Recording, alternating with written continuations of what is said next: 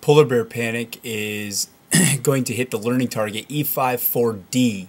And the reason for that is polar bear panic is going to ask you to do two things. Number one, it's going to ask you to graph some data that has been collected that is kind of put back onto the idea about the population of polar bears and the habitat in which they live and how that's changing. So as you see in E5.4-17, it talks about the climate change models and then explaining the consequences of such a change on the capacity of the biosphere. So more or less looking at what are the causes and how does that truly affect the place in which polar bears and other animals and species call home. So that's going to be the focus. That's the learning target. And let's talk about exactly what you're going to be doing with this activity. E5.4-17, as we already mentioned, what you're going to start by doing is reading some background information about the activity. It's a little bit comprehensive. There is a lot of information in here. Not going to deny that, but it will give you a good perspective as to why they were doing their research and the information which they were collecting.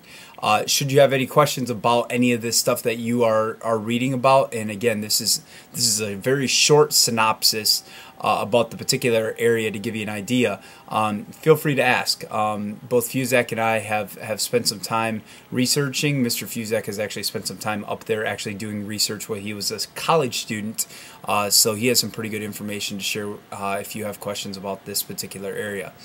So here's what you're going to do.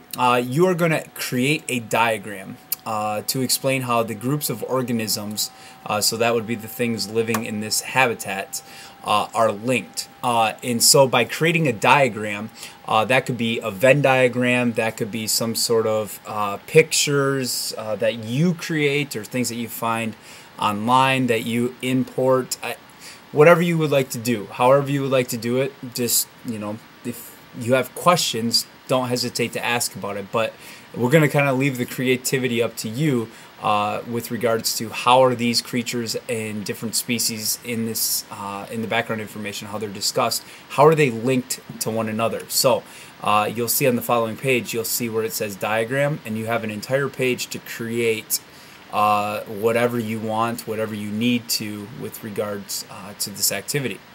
Once you've created the diagram, what you're going to do then is you're going to collect 3 pieces of graph paper from myself or Mr. Fuzak. They should be attached at the very end, as you will see right here. You go to the last 3 pages, you should come across where there's actually graph paper. If for whatever reason you do not have graph paper at the very back, just let us know and we'll get you 3 pieces. That's not a problem. Then, once you've got your graph paper, you're going to use the data table to create 3 different graphs using the 3 different columns. The first one is data sheet number 1, the second is data sheet number 2, and then the third one is data sheet number 3, which I'm going to correct right now. Okay, so data sheet number 3. Once all the graphs have been created, you will then answer the questions. So let's look at your data table real quickly. You'll see the data table is located right here, and it has three columns. In each of these 3 columns, there are 2 subcategories: year and then icy extent. So once you've graphed that information, here are the 3 questions that I would like for you to answer. And then once you're done, check in with Mr. Fuzak or I. Should you have any questions, again, never hesitate to ask. Seek us out.